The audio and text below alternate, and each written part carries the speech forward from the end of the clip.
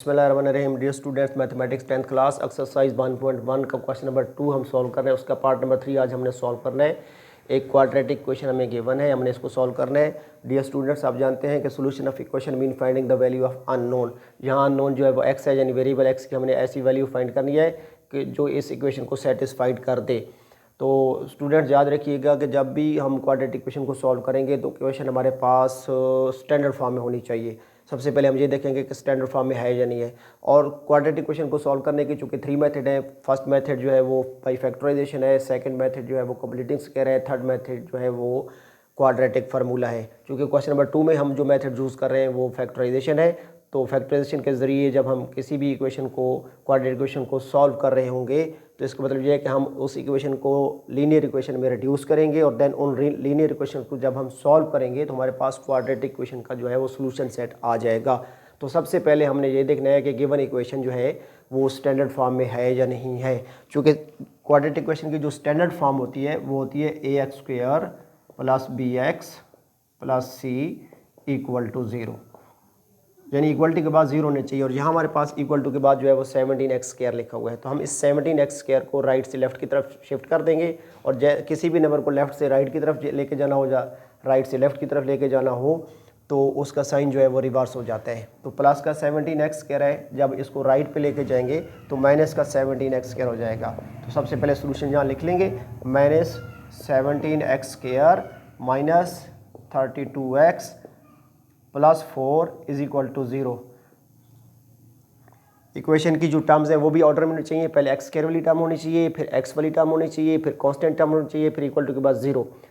अगर x² का coefficient negative आ रहा हो तो उसको पॉजिटिव बनाते हैं, ना भी बनाए तो क्वेश्चन जो है वो सॉल्व हो जाएगा। लेकिन बेहतर है कि उसको पॉजिटिव बना लें। तो -17 को +17 बनाने के लिए इस पूरी इक्वेशन को हम -1 से डिवाइड कर देंगे। डिवाइडिंग ईच टर्म बाई -1 से डिवाइड करेंगे। जब भी किसी नंबर को 1 से डिवाइड करना हो तो आंसर में वही नंबर आ जाता है, लेकिन जब -1 से डिवाइड करेंगे तो आंसर नंबर का जो आंसर है वो चेंज हो जाता है, यानी आंसर में तो वही नंबर आएगा लेकिन उसका साइन चेंज हो जाएगा। तो -17x² डिवाइडेड बाई -1 तो minus plus 1 divided by 17x² तो 17x² आ जाएगा। फिर -32x को -1 से डिवाइड करेंगे तो minus plus 32 divided by x plus 32x, और जब मैं +4 को -1 से डिवाइड करेंगे तो +- 1 4 टाइम 4 इज इक्वल टू 0। अब हम इस क्वाड्रेटिक इक्वेशन को फैक्टराइजेशन का जो रूल यूज़ करेंगे वो है पेयर्स। थ्रू पेयरिंग जो है वो हम इस क्वाड्रेटिक इक्वेशन को सॉल्व करेंगे। तो पेयरिंग का रूल ये होता है कि x² वाले कोफिशिएंट 17 को कांस्टेंट टर्म 4 से मल्टीप्लाई करते हैं, यानी इस -4 को 17x² से मल्टीप्लाई करें। तो रफ में हमने यहाँ पे मल्टीप्लिकेशन लिख लेनी है, +- 17 4 टाइम्स 68x², और फिर x वाली टर्म भी साथ हम लिखेंगे कि x का जो साइन है वो +32x है। अब हमने डियर स्टूडेंट्स ऐसे 2 नंबर्स फाइंड आउट करने हैं जिन्हें मल्टीप्लाई करें तो -68x² बन जाए और प्लस करें तो प्लस का 32 आ जाए। और वो जो नंबर्स हमारे पास आएंगे वो हमें 68 के पॉसिबल फैक्टर्स बनाने पड़ेंगे। तो डिफरेंट पॉसिबल इसके फैक्टर बनते हैं, तो हम उसमें से वो नंबर जो है वो फाइंड कर लेते हैं कि जिनको मल्टीप्लाई करें तो -68x² बन जाए और प्लस करें तो 32x आ जाए। तो उसमें से जो एक नंबर होगा वो होगा 34x, और सेकंड जो नंबर होगा पेयर का वो होगा 2x। जब हम मल्टीप्लाई करेंगे तो हमारे पास -68 आना चाहिए। तो इट मीन्स कि हमने जो नंबर सेलेक्ट किए हैं, जो फाइंड आउट किए हैं, उनके साइन भी हमें देखने पड़ेंगे। तो मल्टीप्लाई करें तो -68 बन जाए, प्लस करें तो प्लस का 32 आ जाए।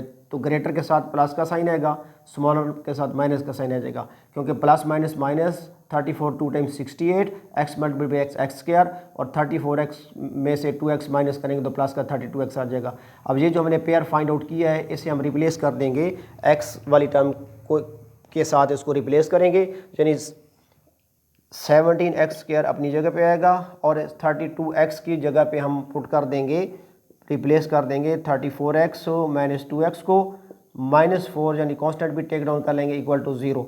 अब हमने ग्रुपिंग के थ्रू जो है वो इसकी फैक्टराइजेशन करनी है। तो फर्स्ट 2 नंबर्स का ग्रुप बना लेंगे और सेकंड 2 नंबर्स का भी हम ग्रुप बना लेंगे। अब ग्रुप में से हम कॉमन लेंगे 17 और 34 में से 17 कॉमन आएगा, क्योंकि 17 और 34 का HCF जो है वो 17 होता है, तो HCF जो है वो कॉमन लिया जाता है। 17 कॉमन लेंगे, एक्स स्क्वायर और एक्स का जो HCF है वो x है, यानी पावर वाली टर्म में से हमेशा स्मॉलर पावर वाली टर्म जो है वो कॉमन लेते हैं, क्योंकि वही HCF होता है।